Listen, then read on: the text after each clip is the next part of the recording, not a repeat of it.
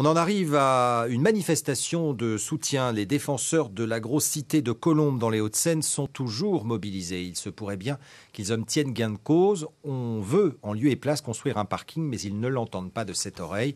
Ils se sont rassemblés aujourd'hui. C'est un reportage de Fernando Malverde avec Kevin Berg.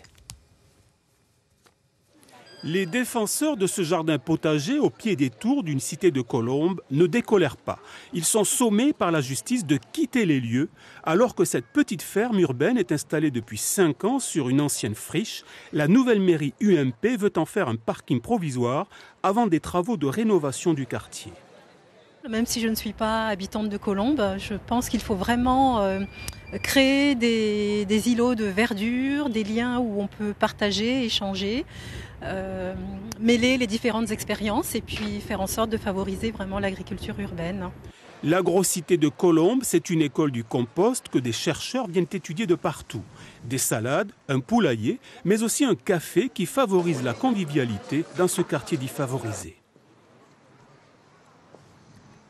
C'est aussi un lieu où les gens se retrouvent, un endroit pour se dire bonjour. Ça, c'est tout simple, mais dans la rue, on ne se dit pas bonjour. Mais ici, quand on rentre dans ce jardin, on se dit bonjour et on a des choses à échanger.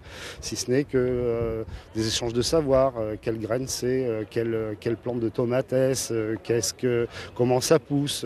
L'expérience de Colombes a déjà reçu le soutien de 7000 pétitionnaires. Ses partisans sont persuadés que leurs arguments finiront par l'emporter. C'est une aberration absolue. On vient de dépenser, moi je suis député européen, l'Europe a financé ce projet et c'était très important de le faire à hauteur de près de 600 000 €. On le met en œuvre, l'Europe finance et derrière, pour des raisons de basse politique interne et de règlement de compte politiciens, on veut détruire ça. Donc ça ne fait pas de sens de mettre un parking temporaire à la place. Donc évidemment qu'on va gagner à la fin.